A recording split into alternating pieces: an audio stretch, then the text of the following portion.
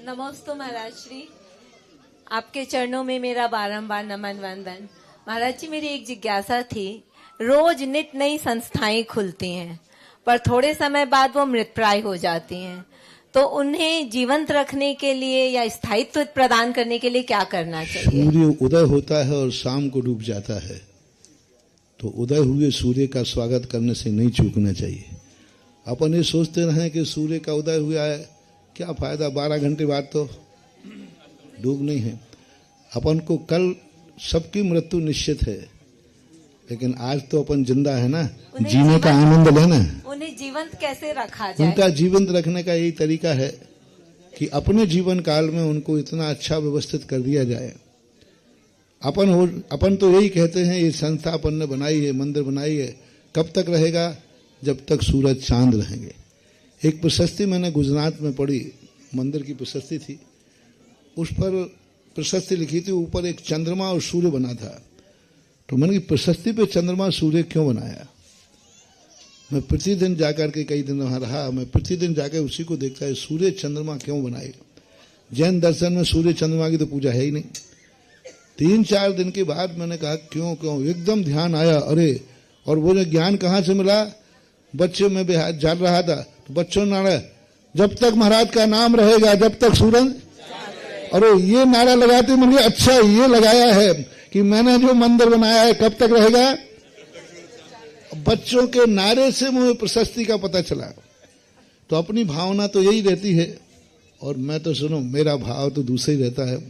ना मुझे भगवान से मतलब है, ना मंदिर से मतलब है, ये कितने दिन टिकेगा इससे भी मतलब नहीं, हमें तो भक्तों के कल्याण से मतलब है, तो उनका कल्याण हो गया। जय हो।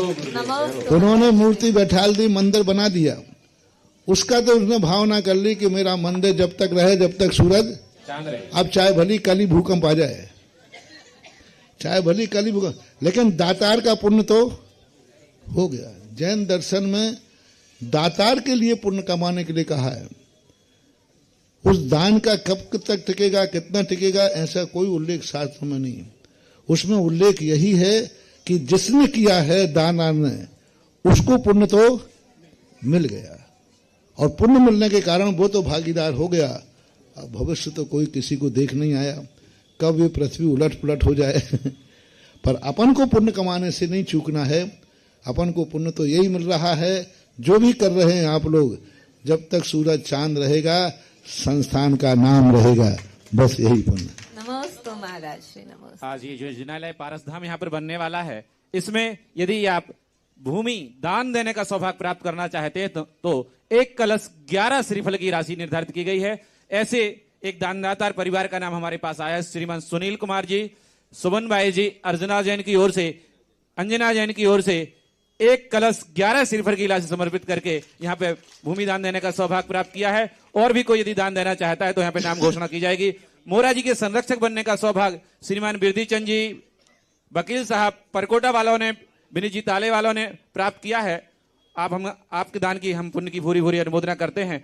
और भी यदि कोई नाम यहाँ पर देना चाहते हैं, हाँ, और आज की महाआरती करने का सौभाग्य प्राप्त किया है, जिन्होंने आज जगत पूज को आहार दान देने का सौभाग्य प्राप्त किया, श्रीमान सुशील कुमार जी, कांति जी, प्रशांत जी, संचिता, प्रफुल्ल, साक्षी, पार्थ, परीक्षा, श्रेयस, आरिका, सानौधा वाला परिवार, श्रीमान प्रदीप जी, प्रीति, प्रतीक, प्रशंसा, निर्वाण, प्रियंका साड़ी सेंटर, और श्री राजू सुरभि, ममता स्पोर्ट्स ललितपुर, श्री संजय संजीव, संदीप मेनपानी परिवार, मनीष मोराजी, राहुल तौलिया, अंकुश बहेरिया, समस्त परिवार ने आहार दान देने का सौभाग्य प्राप्त किया है। और साथ में महाआरती करने का सौभाग्य प्राप्त करेंगे हमारे श्रवण संस्कृत संस्थान सांगानेर की समस्त समिति और साथ में चनौआ जैन समाज की समिति।